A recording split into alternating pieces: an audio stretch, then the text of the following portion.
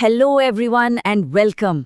आज हम class 10 science का पहला चैप्टर यानी केमिकल रिएक्शंस एंड इक्वेशंस शुरू करने जा रहे हैं। ये चैप्टर पूरी केमिस्ट्री की नींव है, तो चलिए इसको एकदम मजेदार तरीके से समझते हैं। अच्छा, एक चीज सोचो, जब आप एक नई लोहे की कील लाते हो तो वो कितनी चमकती है, राइट? लेकिन अगर उसे कुछ दिन बाहर छोड़ दो तो उस पर एक रेडिश ब्राउन सा पाउडर आ जाता है। ये क्या है? बिल्कुल सही, ये जंग है। इसे कहते हैं रस्टिंग। और पता है, ये हमारी डेली लाइफ में होने वाला एक परफेक्ट केमिकल चेंज का एग्जाम्पल है, जहां कुछ नया बन गया।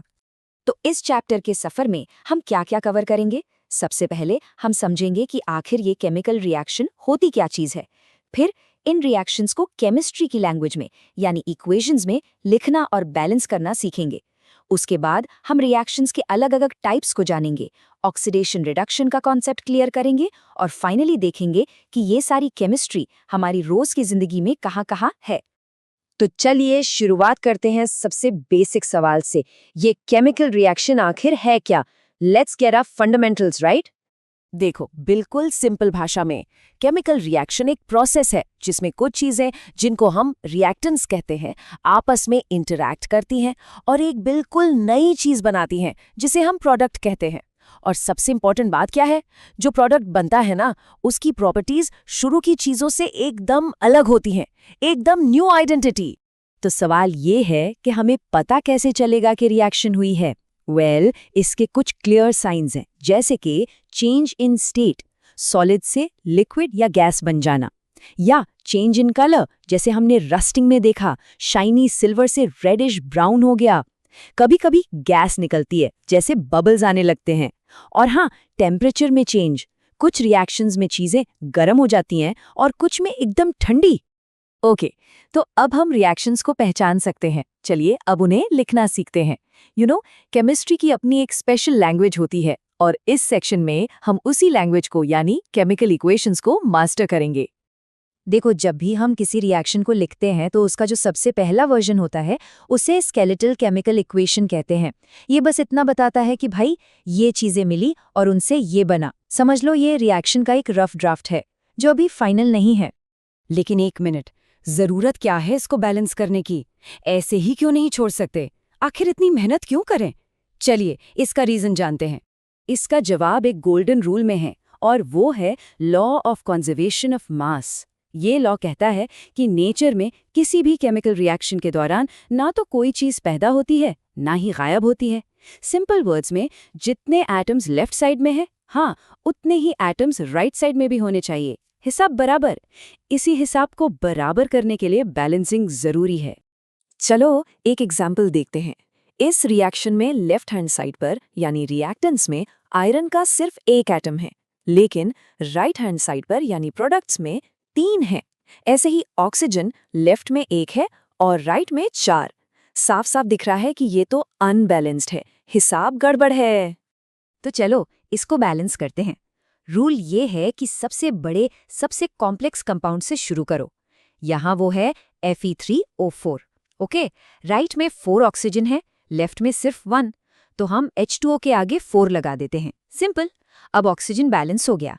लेकिन अब लेफ्ट में हाइड्रोजन कितने हो गए? 4 × 2 यानी 8। तो इसको ठीक करने के लिए हम राइट में H2 के आगे भी 4 लगा देते हैं। अब हाइड्रोजन भी बैलेंस्ड। आखिर में बचा बेचारा आयरन।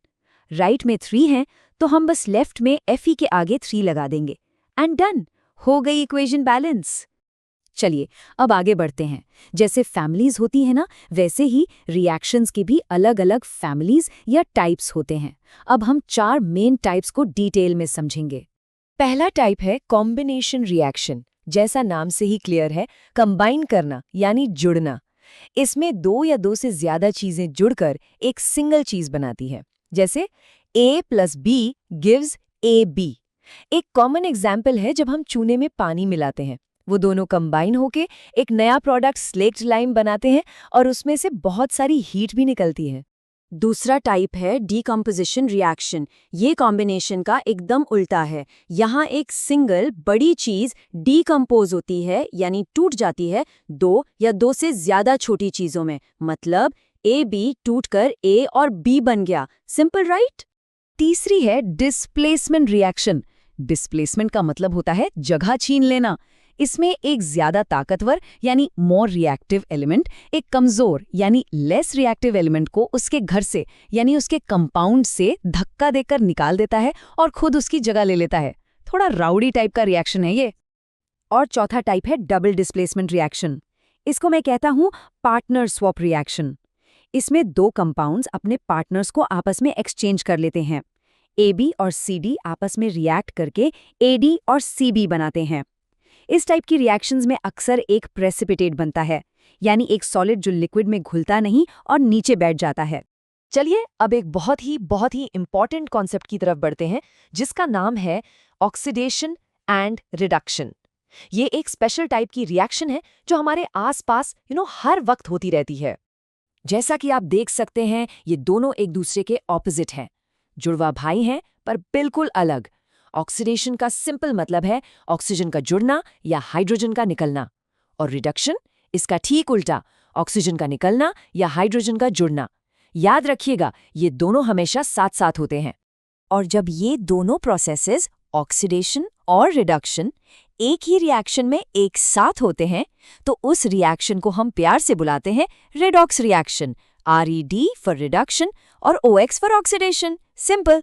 जब एक सब्सटेंस ऑक्सीडाइज होता है तो दूसरा रिड्यूस होता ही होता है। चलिए अब सारी थियरी को रियल लाइफ से जोड़ते हैं। ये सब चीजें सिर्फ टेक्स्ट बुक में नहीं है, ये हमारे किचन में, हमारी बैल्कनी में, हर जगह हो रही हैं। ऑक्सीडेशन के दो सबसे कॉमन एग्जाम्पल्स जो हम रोज देखते हैं।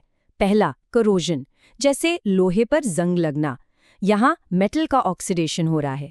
और दूसरा है रैंसिडिटी, जब चिप्स या नमकीन के पैकेट को खुला छोड़ देते हो तो उससे एक अजीब सी स्मेल आने लगती है ना, वो भी ऑक्सीडेशन की वजह से है। फैट्स और ऑयल्स का ऑक्सीडेशन। तो चलो फटाफट एक रिकैप करते हैं। हमने सीखा कि केमिकल रिएक्शंस में हमेशा नए सब्सटेंसेस बनते हैं। इक्वेशंस को law of conservation of mass की वजह से बैलेंस करना सुपर इंपॉर्टेंट है। हमने 4 मेन रिएक्शन टाइप्स देखे: कॉम्बिनेशन, डीकॉम्पोजिशन, डिस्प्लेसमेंट और डबल डिस्प्लेसमेंट। और फाइनली हमने देखा कि रीडॉक्स रिएक्शंस यानी ऑक्सीडेशन हमारे डेली लाइफ में करोजन और रैंसिडिटी के लिए रिस्पॉन्सिबल हैं। और हाँ, एक बात हमेशा याद रखना, ये चैप्टर पूरी केमिस्ट्री का फाउंडेशन है। अगर इसको अच्छे से मास्टर कर लिया ना, तो आगे की केमिस्ट्री बहुत आसान लगेगी। तो इस पे अच्छी पकड़ बनानी है। तो अगर आपको ये एक्सप्लेनेशन पसंद आया तो इस वीडियो को लाइक और अपने दोस्तों के साथ शेयर जरूर करना। और हाँ, स्टडी चौपाल को सब्सक्राइब करना बिल्कुल मत भूलना।